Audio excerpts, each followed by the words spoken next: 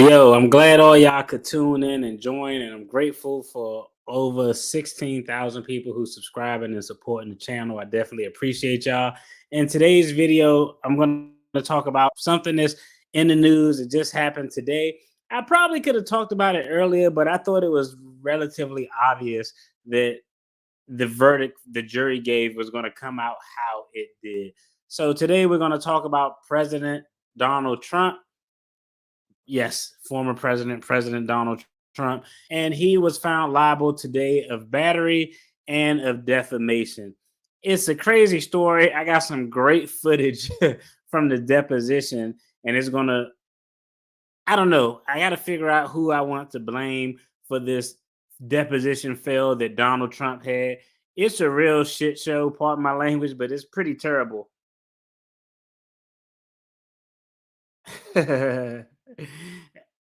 Yeah. What's going on, sis? How you doing? I hope everything good. Yeah, it's going to be interesting. These deposition clips are going to be wild when we take a look at them. As always, before I dive in, hey, I'm a licensed attorney, not your attorney, not legal or financial advice. Blah blah blah. Don't come for me. Find a professional in your area. This disclaimer protects me in the event that anyone say I gave them any professional advice. I always got to throw that out there. So let's kind of backtrack so we can know historically where this thing stems from. It Donald Trump allegedly, well, I guess we can still say allegedly because it wasn't a criminal conviction, but this purported rape happened in 1990 in a department store in Manhattan.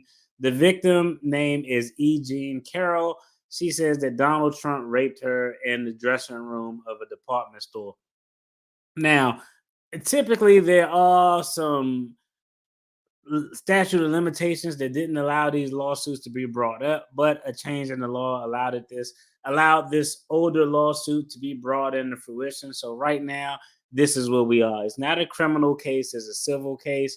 In civil cases, when you have a jury trial, you don't need to get everybody to say that a person did it. You only need half plus one, preponderance of the evidence. You get 51% of the jurors, 51% of the jurors say that this happened, it counts as a W. So a lot of times when there's not enough evidence to, when the evidence may be a little too flimsy to get 12 jurors to say that a person actually did it, oftentimes people seek a civil remedy. And so that's kind of where we are with this case. Yeah. And like I said, I was just touching on that, but civil, you're just looking for monetary damages, punitive, ain't nobody going to jail. Um, Sometimes there can be parallel proceedings, but that didn't happen in this case. And I can see why. I'm just going to be, if I was a prosecutor to criminally prosecute a rape case from the 90s, I ain't nobody about to waste no resources doing that. It's going to be, when you have crimes of assault, battery, sexual battery, rape, time is of the essence.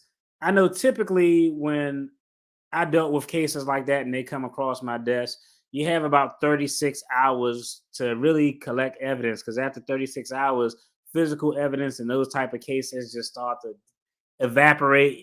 It'll become tainted. Something will happen to it. So it's a real short window. So it makes complete sense that this wasn't going to go anywhere criminally. So she's just looking for a check for the rape accusation. And also, it was a rape accusation. There was a battery accusation. There was a defamation accusation. Uh, let's get the definition out of the way. Defamation just mean that, hey, you fabricated, you told the lie. The lie in this case, or the defamatory statement, is when Donald Trump said that this incident never happened. So that's the defamation part of the civil lawsuit. The battery is essentially defined as an unlawful contact of another in a harmful or offensive manner. That's just kind of what it is. Of course, if it's an actual rape, it involves essentially a battery plus some type of sexual penetration, plethora of ways. Sometimes it's defined different, but those are the general definitions we're going to use for purposes of this. Now, the jury came back and returned uh, finding Donald Trump liable for the battery, finding him liable for the defamation. It's about a $5 million judgment that he has over his head, which is going to be painful for him because Donald Trump got money, but his money is in like circulation. He ain't just sitting on a bunch of money in the bank. You know, he got money through business deals that have to be continuously recurring or scams, however you want to define it. But that's neither here nor there. And so I want to play the deposition because, and I wanted to talk a little bit about this. I got two videos from the deposition that was the most ridiculous thing that I've ever seen. It's the most ridiculous deposition that I ever seen in my life. And I think his attorneys are to blame more than him. But they're both to blame because Donald Trump strikes me as I could never represent him because one, I probably wouldn't get paid, but two, the one thing that you want from a client is a client who actually listens. And he doesn't strike me as the type of person who's going to listen to the instructions that's given to him by his attorney. So the fact that you don't listen and you're not going to pay me, that's a double negative for me. So it's definitely a no-go. But I think his attorneys get some of the blame. I think he takes some of the blame. I'm gonna put a little bit more on the attorney because when you see this deposition footage, it's utterly ridiculous. Now, for purposes of a trial, criminal, civil, it's always up to the accused if they want to testify or not. That's not a decision that we can make as attorneys. I can decide what witnesses I want to call. I can determine all of the strategies. I can do all of these things. But if a client says, I want to testify, all I can say is it probably wouldn't be in your best interest to testify. But if they want to testify, that's completely up to them. It's kind of out of the attorney's hand. There's a triple negative. Yeah, yeah, it is too. Yeah. His attorney. That's bad when you somebody attorney and then it exposes you to criminal liability from being their attorney. That is, yeah. So it's a triple negative. So definitely, I wouldn't represent him unless Nah, I just couldn't do it. I couldn't do it. That would be too much headache to deal with. But so Donald Trump elected not to testify in this civil trial. This is really the main reason why I knew he was going to be found liable of the battery of the defamation. Let's just put this in context. If a person is on criminal trial for robbing a bank, right? This is an easy example. If a person is on a trial for robbing the bank, and they don't have no specific witnesses or video or anything like that, the prosecution, the opposing side, is going to have to establish that you had the motive, that you had the means, that you were actually physically at the location. They have to find evidence to link you to the location. So in trials like that, criminal trials where there's a lot of circumstantial evidence, it makes 100, literally, I'm not going to say 100% of the time, but probably 90% of the time, I would advise clients don't go up there and testify. They have a case to prove. That's completely different when you're talking about a rape or assault or sexual battery charge because it's only two versions of the story. Is the victim and the person who is being accused. Those are the only two variations of the story. So in these situations, you have to testify. If you do not go up and testify, the only version of the facts that they have is the facts that are given by the victim in the case. So the fact that he wasn't going to go testify, I knew this was going to be a colossal mess for him because he didn't give the jury any additional facts outside of what she provided. Now, what he did allow was and the court allowed the jury to see the deposition that Donald Trump did related to this case. Now, in short, a deposition is essentially I call you in, you get called in by the court, you're under oath, and they get to ask you these questions. They get to ask you these questions. You have to answer the questions. Your counsel can object, but you have to answer these questions as if you were under oath. Sometimes they do them in a written form. It's called interrogatories. They'll just send you a bunch of questions that you have to answer, and those questions are answered same concept under oath. So Donald Trump did do a deposition, and I want y'all to take a look at this deposition because y'all are gonna laugh y'all ass off. Okay, now it was some terrible quotes, but This first video we're going to watch is related to, I don't know if you all remember during the initial elections, audio of Donald Trump that came out, how he talked about, because if you're a star, you can just kiss women and grab them by the, you know, you know what, and all of this type of stuff. Well, this part of the deposition, the attorneys are asking him about that specific statement. They're going to play the statement. They're going to play the recording of the statement he made. Then they're going to ask him about it. You could not give a worse answer than what the hell this guy's about to say. So let's go and cue this up. So I'm telling you, this is the craziest. It's the craziest response to a deposition that I ever heard in my life. I'm opening stuff up that I don't want to open up. All right, let's go ahead and pull this up. All right, so this is the first part of the deposition. They asked them about grabbing women by the you know what. No, something happened. Hold on, we're gonna get this squared away. I don't know why that didn't pull up. I know why I didn't pull up. Sorry, y'all. I got a technical difficulty. I forgot I saved it on my external hard drive. So let me pull it up. I got it saved up real quick so I could go to it fast. All right, let's see. Let me pull this up. Damn, I thought I had it all queued up. Now I got it all jacked up. It is under 2023 videos. Celebrity shorts. Okay. All right. Let me see. In this video, I just start kissing them. It's like a magnet. Just kiss. All right, let's pause that.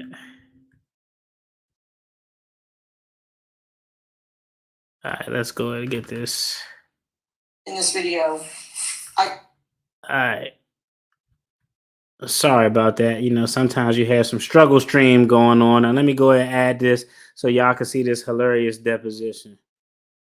Share screen. Window. Okay. All right. Let me make sure y'all can see everything. All right, so let's listen to this first part of this deposition.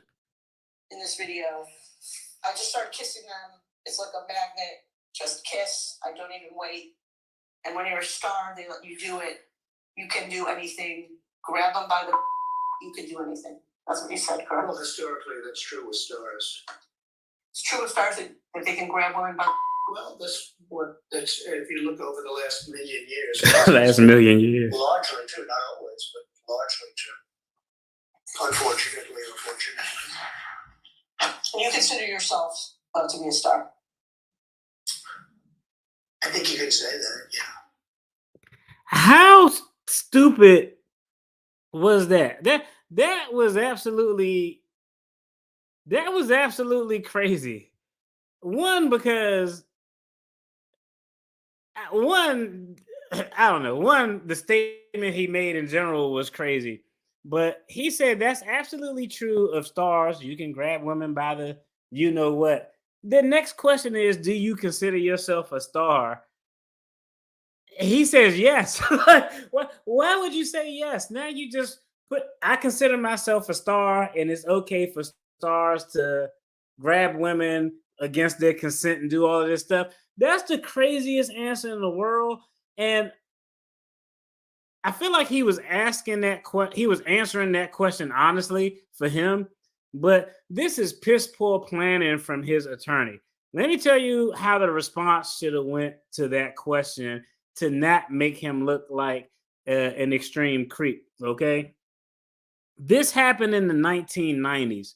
So when did Donald Trump get on TV? I want to say The Apprentice probably aired in the early 2000s, maybe 2000, between 2003, 2006.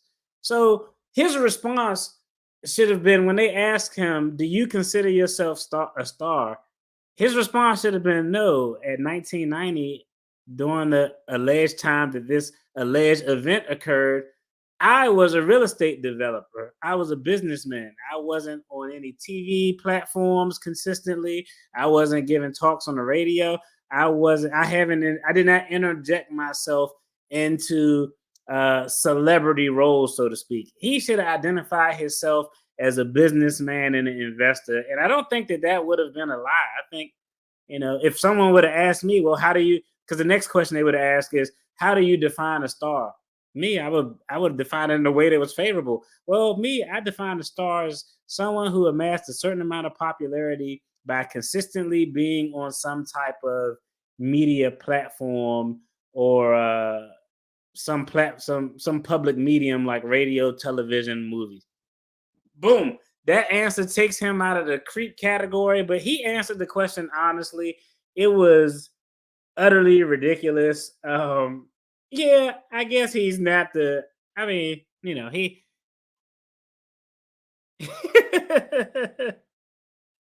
He's the only person that refers to himself as smart. Yeah, this is true, but I think his attorneys didn't prepare him for that question. And everybody heard this audio of what you think that celebrities can do to women. I mean, anybody knows that this is going to get asked. So they should have actually prepped him beforehand. For him to say, "Oh, do you consider yourself a star?" I think so.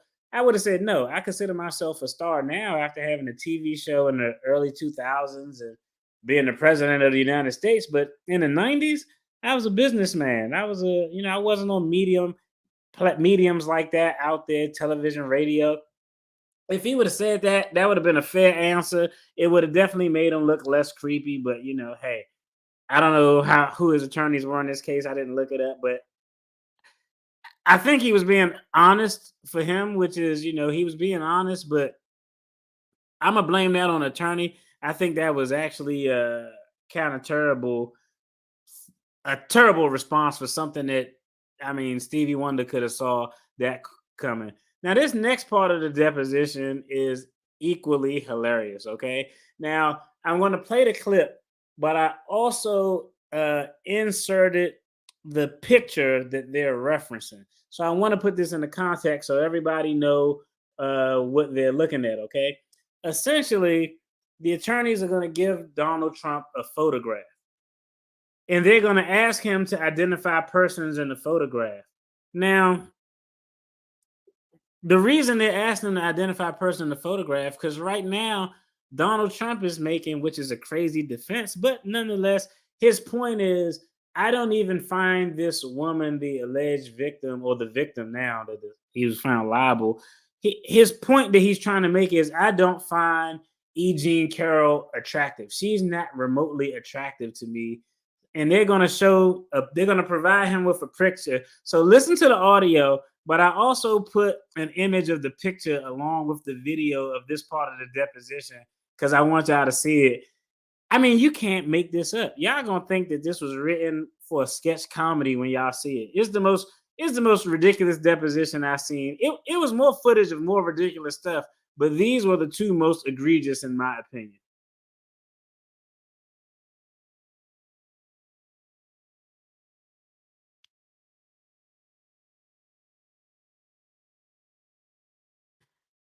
This about to play in a minute. I had to make my own little video edit on this. So brother had to put some space in between so it don't run too consistent together. I don't even know who the woman, let's say I don't know who is Marla. You say Marla's in this photo? That's Marla, yeah, that's my wife. Which one are you pointing to? Yeah. Here.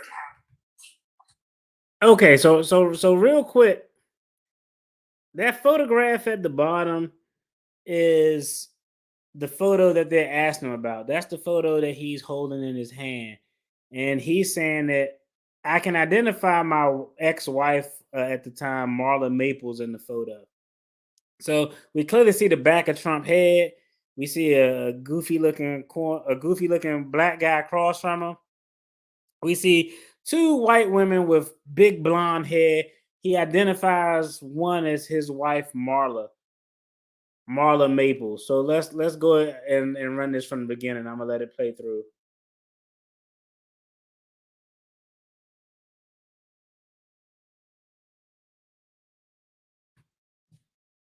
I don't even know who the woman, let's say I don't know who is Marla. You say Marla's in this photo? That's Marla, yeah, that's my wife. Which one are you pointing to? No. Here. The person you just pointed to was Oh, I see. Carroll. Who is that? And the woman on the right is your then wife. This was the picture. I assume that's Tina Jensen, is that? That's Carroll. Because it's my blurry. Could you believe that? Like this dude, like y'all would think that this is written from like for a sketch comedy skit on Saturday Night Live, but this dude really got the victim and his ex-wife confused. Is insane. He essentially was saying that I don't even find this woman attractive. I don't find this E. Jean Carroll woman remotely attractive. So they give him the picture. He identifies the woman in the left to the left hand side of the picture as his wife Marla. Then the attorney says, "That's not your wife Marla. That's E. Jean Carroll, the victim in this case. Your wife Marla is on the right hand side." And then his next response is, "Well, the picture is kind of blurry." Dog, I'm looking right at the picture. The shit wasn't blurry at all. like it was it. I mean, I don't know. Like my 11-year-old daughter could have looked at this deposition and saw that this guy was going to be found liable. I think that is the craziest thing that I ever seen. And like, oh man, like he essentially just, I mean, told on himself. In all actuality, he essentially told on himself. I don't find her attractive. Who's this in my photo? Oh, that's my wife. That's not your wife. That's the victim. And so she looks just like your wife. So at the time, so clearly you find her attractive. Then they asked him about his comments about how celebrities can touch and grope women however they want. And his response is, yeah, stars can do that. They've been doing that for millions of years. Are you a star? Yes, I would call myself a star. This is the craziest thing that I've ever seen when it comes to a deposition. It was completely piss poor planning. And I think you might be right. They probably did. They probably did prep him. Like I said, I agree with you completely. He does have some narcissistic tendencies.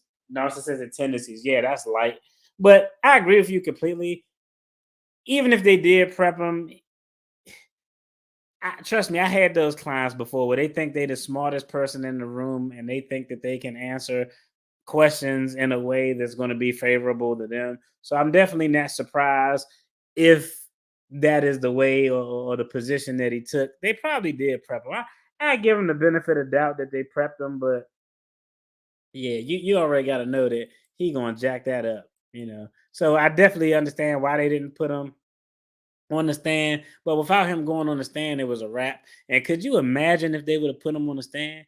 At the deposition, we seen this level of ridiculousness. Could you imagine? Oh man, that would have been the best cross-examination. I would pay to do the cross-examination of Donald Trump in this case, just because, oh man, it would be so easy to trip him up if he's fabricating something. It would be crazy. Yep, I agree. Attraction has nothing to do with it. It's all about power. Yeah, I mean, you see that all the time, especially with you know sexual assaults that occur in like prison and places like that. It's not an attraction thing; it's a dominating thing and a weird thing. But I thought this was crazy. No surprise that this dude instant case study for law students. I agree, but that's that. I just wanted to. I saw this in the news, and I wanted to give my take on it. And I was like, man, like I thought about doing it before the jury found them liable, but I was like, for what? We all know that they're gonna find them liable, so I'll just wait to the day of. But that was the worst deposition I've ever seen in my life. I'm probably gonna make a short and direct it specifically towards law students. How not to have your clients answer a question in the deposition, part one. It was that was ridiculous.